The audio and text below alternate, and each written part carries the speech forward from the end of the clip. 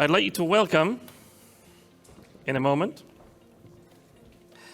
Dr. Carsten Borchers, the Managing Director of E.ON Hydrogen. He's going to be exploring hydrogen's impact in our fight against climate change. So, sir, when you like, please. Thank you very much. Welcome to the stage. Round of applause, please, for the gentleman.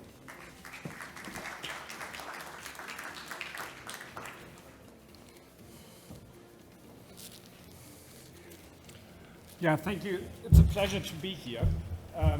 My purpose and why I'm here is I really want to excite you about hydrogen. And hydrogen, when you reflect how you traveled here, most likely you didn't use a hydrogen car, nor any plane with sustainable aviation fuels, nor any kind of way of using hydrogen. So it's not existing at the moment. It is a topic since quite a few decades, but we don't see any impact up to now. So I would like to step back a little and reflect on why that's the case and what the opportunities are. And in the end, then convincing you that hydrogen is the thing to go for.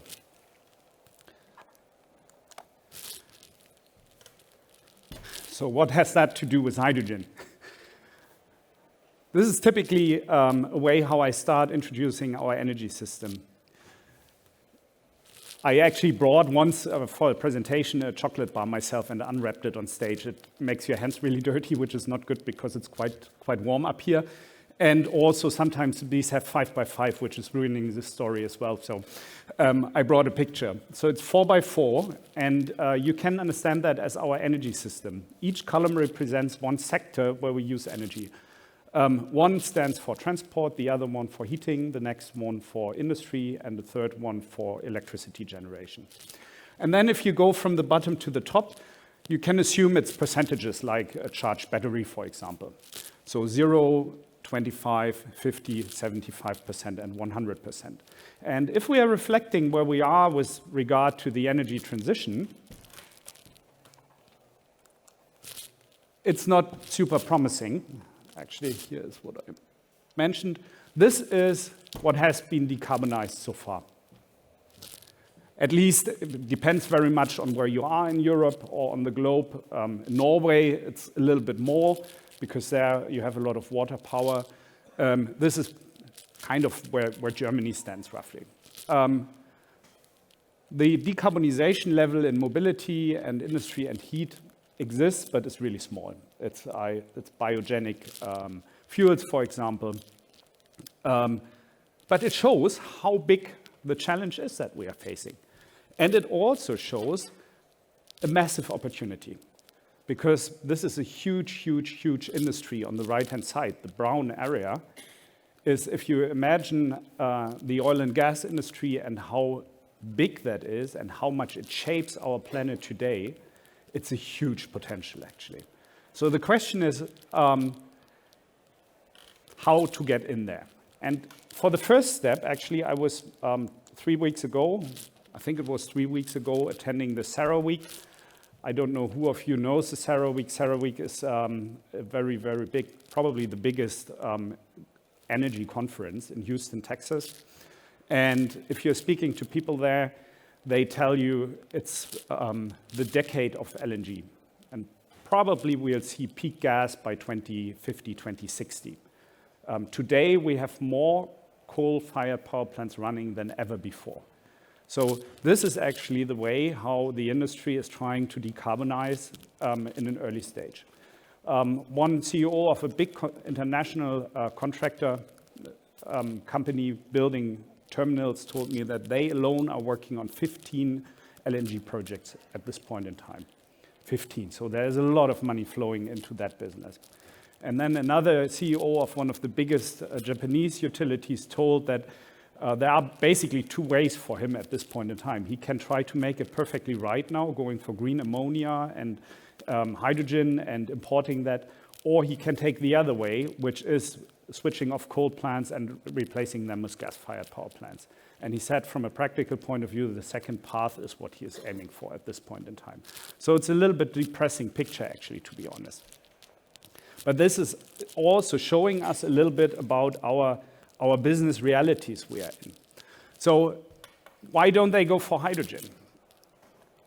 And this is also part of the problem, because if you are reading and hearing about the energy transition, hydrogen is very often labeled as the champagne of the energy transition, which is really unfair, I think, and really giving us the wrong direction, because it assumes that it is something we need to be really controlling how we use it, basically. Not too many sectors, and this narrative unfolds then. But I would like to change that view a little, because this means that in order to decarbonize, we need to ban technologies or make the alternatives really expensive to bring it in to those sectors where it's really needed, basically. Funding, we realized even in Germany with a huge budget, you can't really solve that problem with funding. With public subsidies, I mean. So if we are then looking, I brought another picture, at this problem slightly different. This is, again, a slide where you are probably wondering why does he show us an aircraft from the Second World War, actually. Because this is a B-29, I think. This aircraft was subject to a lot of research and proving, actually, of a certain hypothesis and some a little bit earlier discovered mechanisms. It's not about technology, actually. It's about something else. It's about manufacturing. And showing you the next slide, this is basically the theory that was proven, or the research on that aircraft happened. It's a learning curve. It was first discovered in 1936, or written down, actually, when people found out that when you're producing aircraft, the first one is really difficult and takes a long time to manufacture. And the second one also, but a little less. And the third one is already going far easier. So there's a rule of thumb, like roughly 80%. When you double the number of aircraft you build, the effort it takes goes down by 80%. So doubling it for the first time, 20% less effort. Going from 2 to 4, another 80%. Going from 4 to 8, another 80%. So 20% reduction, so times 0.8, basically. And you see how dramatic that effect is, basically. And when that was discovered, it was first applied to manufacturing, and then a guy, Bruce Henderson, who found it later on, he was actually a biologist, and looked at that from a growth perspective in bacteria, but then brought that idea to economics, basically. And he said this is an incredibly powerful concept for competition, for example. It means that big companies can only fail if they develop the wrong strategy, because they have a significant advantage due to their size, due to their economies of scale, basically, which is very similar. So this concept is extremely powerful. And this is something that we need to use for the energy transition as well. And we are actually using it already. Look at that picture. I was actually working in the US for 4 years, around 2016, so I was able from a European perspective to take part in, or to observe the election campaign of Donald Trump in the first place. And I don't know if you recall his slogan, "Bring back coal." And he really tried that, actually. He tried that really seriously, but he failed. Because in many places, renewables were already so cheap that coal was out of gas. And that is due to the learning curve. That is because the prices of solar and wind turbines go down exponentially. So they lock in. Part of the truth is also it was because of the cheap shale gas which was discovered at that time, and so gas was as a fuel also quite cheap available. But the renewables are a remarkable example for where we need to go and how we need to look at it. If we then look at the hydrogen value chain, the diagram here, I put a few red boxes there where we can expect learning curves. Of course, on the renewables, the left learning curve was the wind turbine. But also for electrolyzers, we have at least 3 different learning curves. We have the technology, which is quite early, where we have a lot of potential. We have the size of the electrolyzers. At the moment, we are looking at very small electrolyzers, but if we build them far bigger, economies of scale kick in. We look at the production rate of electrolyzers. The other day was visiting a plant where they assemble electrolyzers. It was really workshop style. If you imagine something like automotive industry where it's really going very fast, imagine what kind of learning curve effects that creates. And then we have transportation in different facets, actually. If you imagine that a container for 1,000 kilos of hydrogen costs you, from a truck, costs you about 800,000 euros. 800,000 euros. Imagine what kind of working capital that is. That container is maybe big enough to fuel, if you assume 80 kilograms per truck, it's just a few trucks it can refuel. So it's a lot that can be potential that can be lifted there, actually. And then you have the application technologies. Taking the truck, a fuel cell truck is maybe €500,000, while a diesel truck costs just 100,000. But the good news is the fuel cell itself is actually not very, it has some quite high value materials, but not that many actually. It's difficult technology, but difficult technology is great because learning curves can apply there as well. And then you have other application means, and you have also for longer logistic chains, things like cracking technology for cracking ammonia back into hydrogen if you want to export it, basically. So there is tremendous potential. And so the idea needs to be to really make use of hydrogen. The more we use it, the cheaper it gets, and the more affordable it gets. And this is really, really, really important, especially for those sectors that need it most, which is the industry space on top. And I put you on top the cost equivalent between the current energy vector or the current way of operating and using green hydrogen. And you can see, of course, if you are replacing gray hydrogen for €4 to €5, you need green hydrogen for €4 to €5 if you assume that it should come in a competitive fashion, which is required to really unlock the potential of the chocolate bar, basically. If you go through the other sectors, power and heat in the bottom, you see there's still a gap.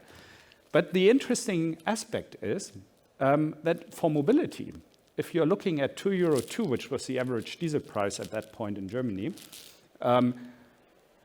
hydrogen can cost €9. And we are really close to that, actually. So when the first vehicles are entering the market, which is planned for next year, basically, and this year, and there are already garbage collection trucks and other niche applications in the market, there is actually a potential that there will be a market where we can really make use of hydrogen, and then by that going down the learning curve. So there is actually the potential to see hydrogen in the reality very soon. And this is a little bit where we are working with our customers and trying to excite them for hydrogen. We are trying to understand what actually is the current cost and how does it translate into the next best alternative, which sometimes is electric, which is great, but sometimes it's also due to the boundary conditions of the application, it's hydrogen. And you can see that there are different subsidies and THG quotas, and you need to be, and that is making it very difficult at the moment, you need to work with all components to really get this price gap filled. But once that is happening, and the more that is happening, the more we'll see actually that the energy transition will be successful. So the question is why, if the learning curve is going down, why should customers, or why should we as part of the economy move now and go to an alternative solution if the learning curve is going down and it'll be cheaper in future? And that applies basically for EVs or anything else as well. But since I'm passionate for hydrogen, it's here for hydrogen. Because the early mover, you are actually overcompensated for what is expected on the learning curve in future. So if you're building an electrolyzer today, you can apply for subsidies. If you are buying a hydrogen truck today, you can also apply for subsidies. But you are able then, with the subsidies, to move into a world and create something that you can leverage in future as well. So if you are building your refueling station and using subsidies, even if it's higher now, you will have it built in future when others are actually, when the learning curve is going down, and then you can basically extend it and reuse something you invested before. So infrastructure you build around it, for example. So it is an advantage to move early.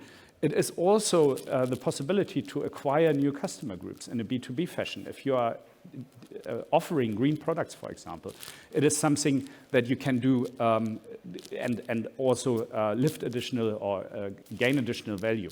And then there is another thing, and that's probably the most important, is this value chain. If you recall the chocolate bar, the brown part, this is owned by a certain industry today. The power balance in the value chain is changing because now it's up to the consumer. Could be B2B, could be B2C, to think about the energy need, and you can source your energy from wherever you want and produce it yourself. That applies for electricity, we heard that before, and it applies also for hydrogen. If you're a big corporation, if you're a logistics company, for example, you don't need to go to a big oil and gas company to buy your fuel. You can produce it yourself and become resilient to the market, and you can gain value in parts of the value chain that were locked for you before. So it's an enormous potential to change the world and to cover some or gain some value from the big brown area of the chocolate bar. So it's time to move now. And my time is over. Thank you.